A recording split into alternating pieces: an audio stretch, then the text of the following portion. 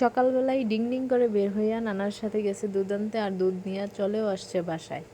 So আসার পরে ওনার মনে নাই যে উনি দোকান থেকে আসার সময় কোনো কিছু আনে নাই। সো হ্যালো, আসসালামু আলাইকুম everyone, so welcome to my another blog. আমি আবারও একটি নতুন ব্লগ নিয়ে শর্ট ভিডিও নিয়ে আপনাদের মাঝে হাজির।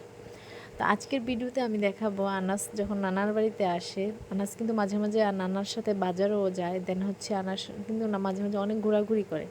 তো দুধ নিয়ে আসার পর ওনার মাঝখানে মানে দুধটা রাইখাই মনে হয়েছে যে আমি তো দুধ নিয়ে চলে আসছি, আমি তো মজা আনি নাই, আমি তো কিছু কিনে আনি নাই। সো এই বিধায় উনি আবার রিটার্ন এখন ব্যাক করতেছে দোকানের উদ্দেশ্যে। সে দোকান থেকে কোনো কিছু আনবে। উনি ওনার নানাকে মানে বাসায় ঢুকতেই দেয় নাই, যে তুমি বাইরেই দাঁড়াই থাকো, আমি দুধ রাইখা আসতেছি, তুমি যতক্ষণ পর্যন্ত আমার মজা না কিনা দিবা, আমি আইসক্রিম না আনবো, ততক্ষণ পর্যন্ত তুমি বাইরেই থাকবা। সো আমার আব্বুও ঢুকতে পারে নাই, বাইরেই ছিল, তারপরে বাসায় আসছে। সো আনাস কিন্তু এরকমই করে, মানে কুমিল্লা আসলে আলহামদুলিল্লাহ ও অনেক এনজয় করে, বাট থাকতে চায় না, এটা ওর ব্যাপার আর কি, মানে থাকতে কেন চায় না এটা ওর ব্যাপার। বাট এবার মাসাল্লাহ অনেক দিন থাকছে আনাসের জন্য আমার মন থেকে দোয়া, আনাসের জন্য এই থাকতে পারতেছি এই আর কি।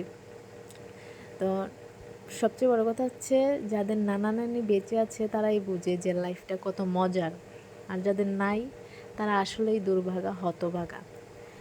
আপনি আপনার বাবার বাড়িতে যখন আপনার সন্তান নিয়ে যাবেন, আপনার বাবা মা বেঁচে থাকলে আপনার সন্তানদের জন্য আর কোনো কিছু লাগবে না।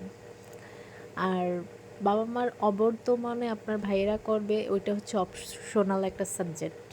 কিন্তু বাবা মার শূন্যতা কেউ কখনো পূরণ করতে পারবে না। আর এটা সবার জীবনে থাক, প্রত্যেকের বাবা মা বেঁচে থাক, প্রত্যেকের নানি নানা বেঁচে থাকুক, আমি দোয়া করি। আমি এক হতভাগী যে আমি আমার নানা নানিকে দেখতে পাই নাই, বাট ওনারা আমার স্বপ্নেও কখনো আসে নাই। সো ভিডিওটা ভালো লাগলে লাইক কমেন্ট শেয়ার করে দেবেন।